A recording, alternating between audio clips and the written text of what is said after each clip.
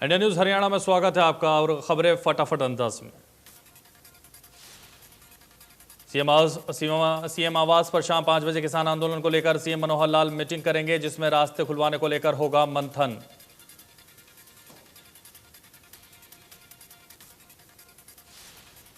मुख्यमंत्री मनोहर लाल दिन भर कई बैठकों में व्यस्त रहेंगे। बाजरा खरीद, परिवार पहचान पत्र को लेकर बैठक, सीएम अनाउंसमेंट और खनन विभाग की भी बैठक लेंगे।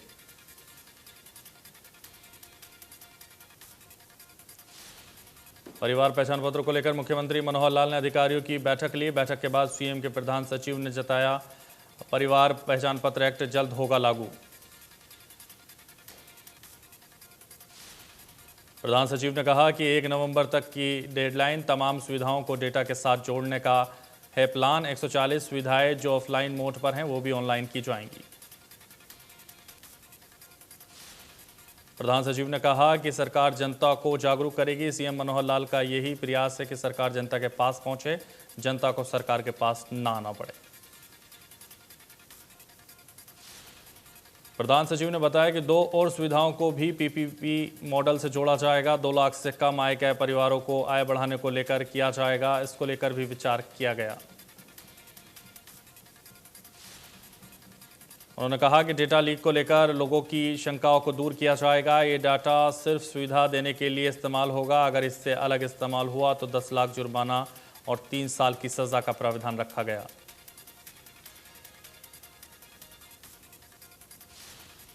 दिल्ली में 17 सितंबर को वित्त मंत्री निर्मला सीतारमण की अगुवाई में जीएसटी काउंसिल की होगी बैठक, जिसमें सभी राज्यों के वित्त मंत्री होंगे शामिल।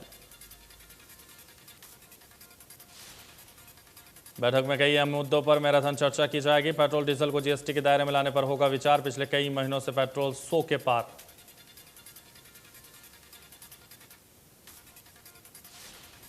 हरियाणा राज्य सेवा का अधिकार आयोग के मुख्य आयुक्त टीसी गुप्ता सिरसा पहुंचे। चौधरी देवीलाल विश्वविद्यालय के ऑडिटोरियम में जिले भर के अधिकारियों के साथ की बैठक। बैठक में सभी विभागों के कामकाज को लेकर चर्चा की गई। बैठक में आम लोग भी मौजूद रहे, जिनकी समस्याओं पर हुआ मंथन। टीसी गुप्ता ने बिजली निगम, कृषि विभाग, मार्केट कमेटी के अधिकारियों को लताड़ लगाई। पंजाब के मुख्यमंत्री कैप्टन अमरिंदर सिंह के बयान को लेकर बीजेपी भड़की। फतेहाबाद में बीजेपी ने शहर भर में प्रदर्शन कर लाल बत्ती पर चौक कैप्टन अमरिंदर सिंह का फूका पुतला। बीजेपी के सलाह प्रधान बलदेव सिंह ने कहा, पंजाब के मुख्यमंत्री कैप्टन अमरिंदर सिंह की ओर से किसान आंदोलन को लेकर गलत बयानबाजी की जा रही है। उनसे अपील है कि ऐसी बयानबाजी ना करें। जिला प्रधान ने कहा कि बीजेपी के लिए पूरा देश एक है। कैप्टन अमरिंदर सिंह को इस तरह की बयानबाजी नहीं करनी चाहिए। हरियाणा सरकार हर संकट से निपटने के लिए तैयार। करनाल में बीजेपी ने कमेटी चौक पर पंजाब के मुख्यमंत्री कैप्टन अमरिंदर सिंह का पुतला फूका। किसानों को लेकर दिए गए उनके बयान की निंदा की।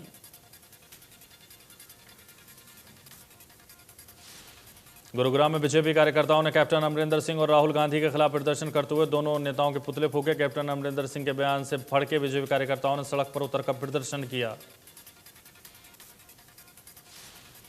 बीजेपी कार्यकर्ताओं ने आरोप लगाया कि जो किसान आंदोलन चल रहा है उसके पीछे कांग्रेस राजनीति कर रही है और इस तरह की बयानबाजी मुख्यमंत्री के पद पर बैठे व्यक्ति को शोभा नहीं देती, इसलिए उन्हें पंजाब के सीएम पद से इस्तीफा दे देना चाहिए।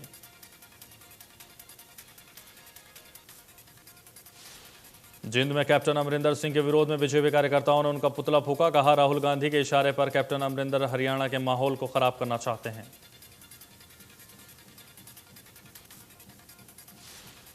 टोक्यो पैरालंपिक में शूटिंग में ब्रॉन्ज और सिल्वर मेडल जीतने वाले खिलाड़ी सिंह राज अधाना ने कहा कि अब उनका अगला लक्ष्य एशियन और वर्ल्ड चैंपियनशिप में गोल्ड मेडल जीतना है। उन्हें पूरा भरोसा है कि जल्द वो इस उपलब्धि को हासिल करेंगे। फरीदाबाद विधानसभा के विधायक नरेंद्र गुप्ता ने सिंह राज का स्वागत किया, उनके परिजनों को सम्मानित किया और हरियाणा सरकार की खेल नीति भी की तारीफ। विधायक नरेंद्र गुप्ता ने कहा कि हमारे लिए गर्व की बात है कि फरीदाबाद के खिलाड़ियों ने ही 3 मेडल देश के नाम किए। सरकार की खेल नीति के चलते आने वाले दिनों में देश में मेडल की झड़ी लग जाएगी।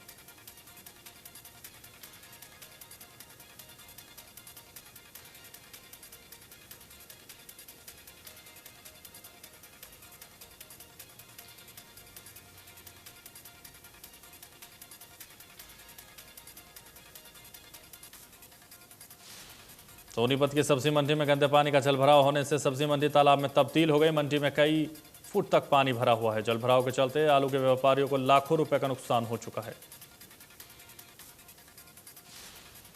15 से 20 दिन तक चलने वाला आलू 2 दिन में सड़ जाने के कारण व्यापारियों को नुकसान हुआ। सब्जी विक्रेताओं के साथ साथ ग्राहक भी परेशान और मंडी में बीमारियां फैलने का भी डर।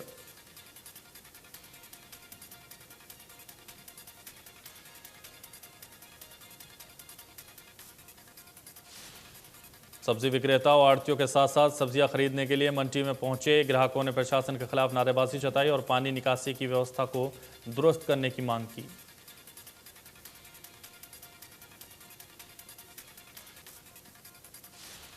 कुरुक्षेत्र के लोकनायक जिला अस्पताल में 30 सितंबर के बाद कई ओपीडी बंद हो सकती हैं। सरकार ने प्रदेश भर के कंसल्टेंट को 30 सितंबर को सेवानिवृत्त किए जाने को लेकर नोटिफिकेशन किया जारी।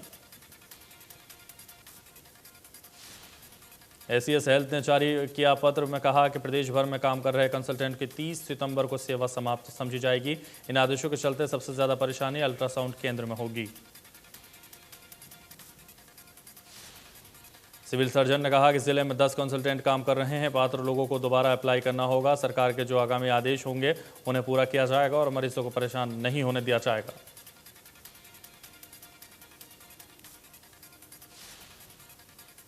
भिवानी के चौधरी बंसीलाल राजकीय सामान्य अस्पताल में सिविल सर्जन डॉक्टर रघुवीर चांडिली ने कार्यभार संभाला। सिविल सर्जन ने कार्यभार संभालते अस्पताल के चिकित्सा अधिकारियों के साथ की बैठक।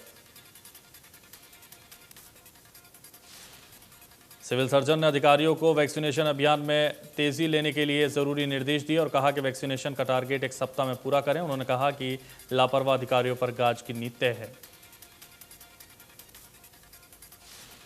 सिविल सर्जन ने कहा कि भ्रष्टाचार किसी भी कीमत पर बर्दाश्त नहीं किया जाएगा। उन्होंने नए बूथ बनाने की हिदायत दी। विभाग के अधिकारियों और लोगों को वैक्सीनेशन के लिए जागरूक करें।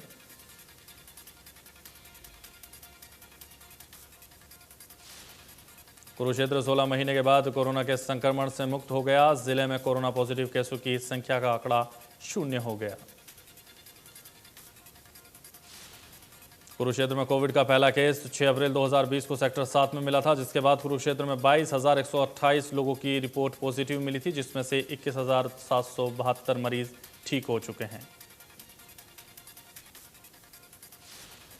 सिविल सर्जन ने कहा कि सभी के प्रयासों से कुरुक्षेत्र कोरोना मुक्त हुआ, लेकिन अभी भी सतर्कता बरतने की जरूरत। ये तभी संभव हो पाएगा जब सभी लोग सख्ती से कोरोना गाइडलाइन का पालन करेंगे।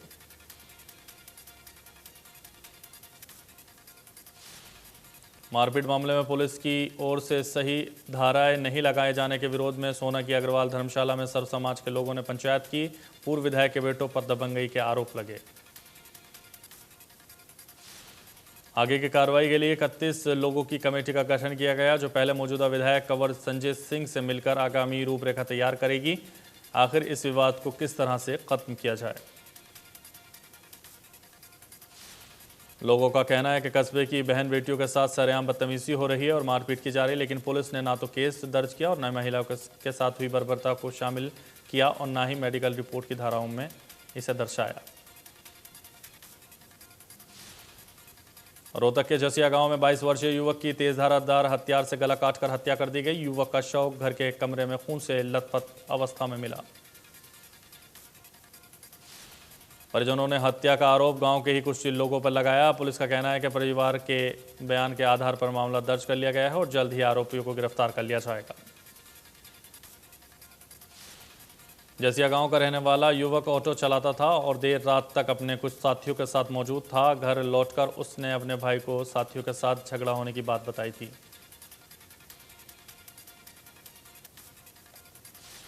गुरुग्राम पहुंचे पूर्व केंद्रीय मंत्री विनोद शर्मा ने शहीद तरुण भारद्वाज के घर पहुंचकर उन्हें श्रद्धांजलि दी। पूर्व केंद्रीय मंत्री विनोद शर्मा ने शहीद तरुण के परिवार से मुलाकात कर दुख जताया। विनोद शर्मा ने कहा कि तरुण भारद्वाज के जज्बे को सलाम करते हैं। उन्होंने कहा कि शहीद तरुण भारद्वाज के जज्बे को पूरा देश सलाम कर रहा है।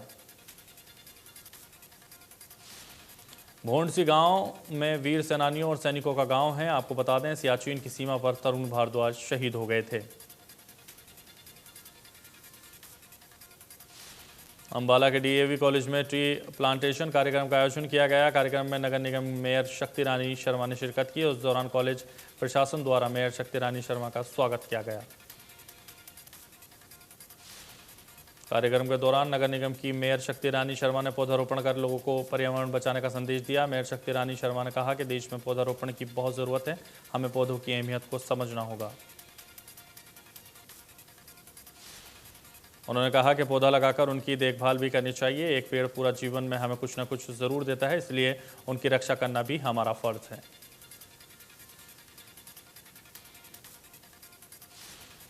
किसानों को लेकर कैप्टन अमरिंदर का बयान। विधायक घनश्याम अरोड़ा और बीजेपी जिलाध्यक्ष राजेश सप्रा के नेतृत्व में पंजाब सरकार के खिलाफ नारेबाजी कर प्रदर्शन किया गया।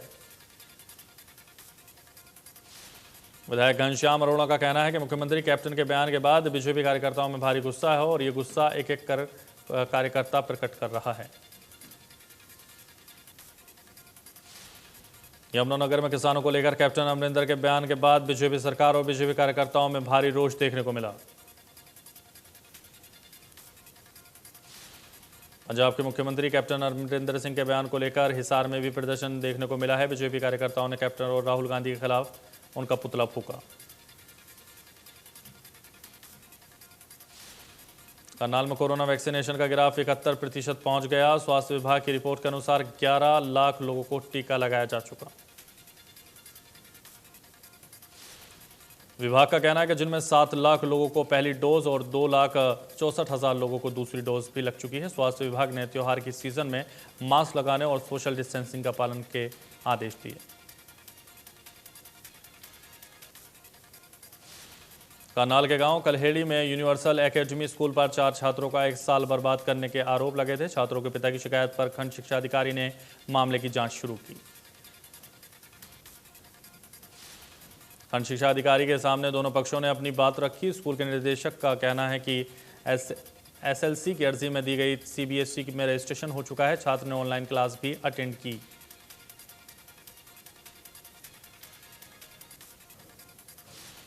हिसार की चौधरी चरण सिंह हरियाणा कृषि यूनिवर्सिटी की छात्रा का चयन इसरो ने किया। छात्रा उन 10 भाग्यशाली छात्रों में से एक है जिन्हें देश भर से इसरो ने अपने साथ के लिए चयनित किया है। छात्रा 1 साल तक इसरो और इसी डिग्री दूसरे साल की पढ़ाई नीदरलैंड की यूनिवर्सिटी ऑफ 20 ITC से करेगी। छात्रा शिवांगी कोसली के पास गांव खुशपुरा की रहने वाली है।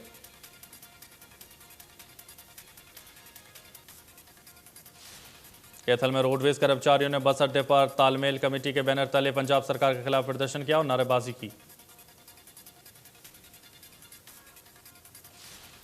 कर्मचारी नेताओं का कहना है कि पंजाब में रोडवेज के अंदर लगभग 90% कर्मचारी कच्चे हैं और वो लंबे समय से मांग कर रहे हैं कि कच्चे कर्मचारियों को पक्का किया जाए और समान वेतन दिया जाए। कर्मचारी नेताओं ने कहा कि पड़ोसी राज्य नेताओं के नाते हरियाणा के रोडवेज कर्मी अब उनके समर्थन में आ रहे हैं। कर्मचारियों ने अपनी मांग का ज्ञापन प्रशासन को सौंपा। घरौंडा में सीआईए असंध की टीम ने रिफाइनरी रोड पर गांव बेगमपुर के पास चल रहे एथनॉल चोरी के खेल का खुलासा कर दिया। मौके पर से टैंकर, पिकअप गाड़ी और 11 ड्रम बरामद कर लिए। पुलिस टीम ने मामले में 2 लोगों को काबू करते हुए इस 34,000 लीटर एथनॉल का टैंकर और 11 ड्रमों में भरा 2400 लीटर एथनॉल बरामद कर लिया। टैंकर चालक को गिरफ्तार कर मामले की जांच शुरू कर दी। पानीपत की पुरानी खादी कॉलोनी के रिटायर्ड टीचर के साथ ठगी का मामला सामने आया। ठग ने खुद को पानीपत के मॉडल टाउन थाने का एसएचओ रिटायर्ड टीचर का जानकार बताकर 2,63,000 रुपये ठग लिए। रिटायर्ड टीचर ने बताया कि वो सिविल अस्पताल में दवाई लेने गए थे, जहां एक शख्स ने उन्हें अपनी बातों में उलझाया और पैसों की मदद मांगी। नशीला पदार्थ सुंघाकर ठगी कर दी। पीड़ित की शिकायत पर पुलिस ने मामला दर्ज कर लिया है। पुलिस बैंक और सिविल अस्पताल के सीसीटीवी फुटेज खंगालने में लगी और जल्द ही आरोपी की गिरफ्तारी का दावा कर रही है।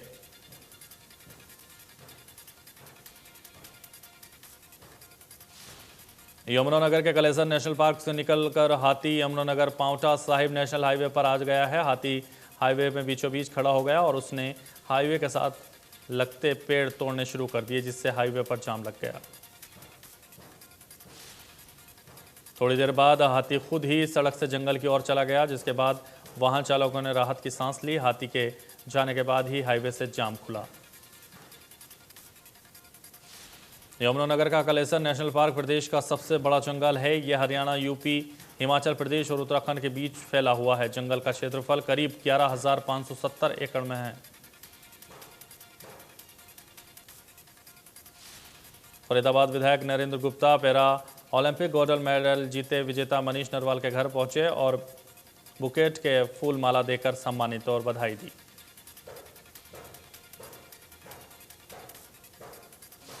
चुलेना में 13 से 15 सितंबर तक वैक्सीनेशन का मेगा कैंप फेल। स्वास्थ्य विभाग की तरफ से नहीं पहुंची वैक्सीन की डोज।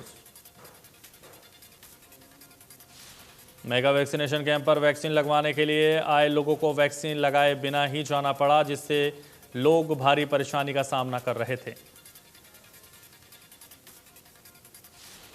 देश में पिछले 24 घंटे में कोरोना वायरस के 27,487 नए मामले सामने आए। 37,978 रिकवरी हुई और 284 लोगों की कोरोना से मौत हुई। महाराष्ट्र में 24 घंटे में कोरोना के 3,530 नए मामले सामने आए। एक दिन में 52 मरीजों ने दम तोड़ा। महाराष्ट्र में अब भी करीब 49,000 के पास केस एक्टिव। केरल में पिछले 24 घंटे में कोरोना के 15,000 से ज्यादा नए मामले सामने आए। एक दिन में 129 मरीजों की मौत। केरल में अब भी 2 लाख से ज्यादा केस एक्टिव। दिल्ली में 24 घंटे में कोरोना के 38 नए मामले सामने आए। एक दिन में 15 मरीज रिकवर भी हुए। दिल्ली में अब भी 400 से ज्यादा केस एक्टिव। प्रदेश में कम हो रहा है कोरोना। पिछले 24 घंटे में कोरोना के 17 नए मामले सामने आए। एक दिन में 20 मरीजों की रिकवरी भी हुई। प्रदेश में एक्टिव केस की अगर बात करें तो 348।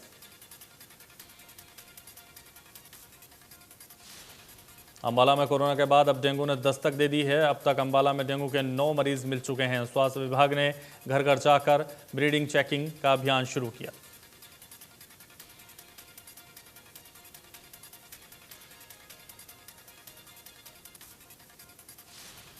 स्वास्थ्य विभाग ने निगम को फॉगिंग करने के लिए पत्र लिखा था, लेकिन अभी तक निगम ने फॉगिंग का कोई शेड्यूल नहीं बनाया। निगम अधिकारी जल्द फॉगिंग शुरू करने का दावा कर रहे हैं। डबवाली शहर में एक साथ डेंगू के 4 नए मामले सामने आने के बाद स्वास्थ्य विभाग में हड़कंप मचा। डेंगू के बढ़ते कहर से लोगों में भय का माहौल। स्वास्थ्य विभाग ने तुरंत प्रभाव से टीमें लार्वा जांचने के लिए मैदान में उतार दी। नए मामले सामने आने के बाद सिरसा में डेंगू मरीजों की संख्या बढ़कर 5 हो गई है।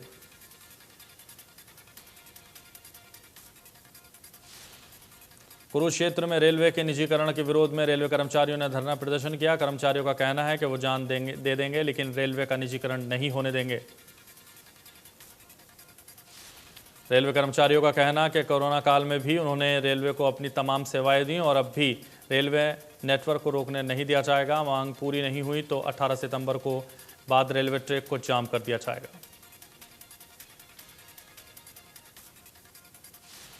कैथल में अभिभावक ने निजी स्कूल पर दादागिरी करने का लगाया आरोप स्कूल प्रबंधन पर है। सालाना चार्जेस नहीं देने की बात कहकर बच्चों को परीक्षा से बाहर निकाला गया।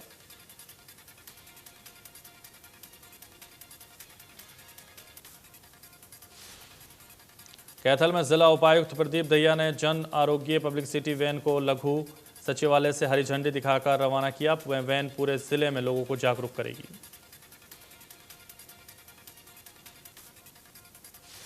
फरीदाबाद में लगातार डेंगू और मलेरिया के मामलों में बढ़ोतरी देखी जा रही है। फिलहाल जिले में 27 डेंगू के मामले सामने आ चुके हैं। हालांकि अभी कोई भी मरीज सीरियस नहीं है।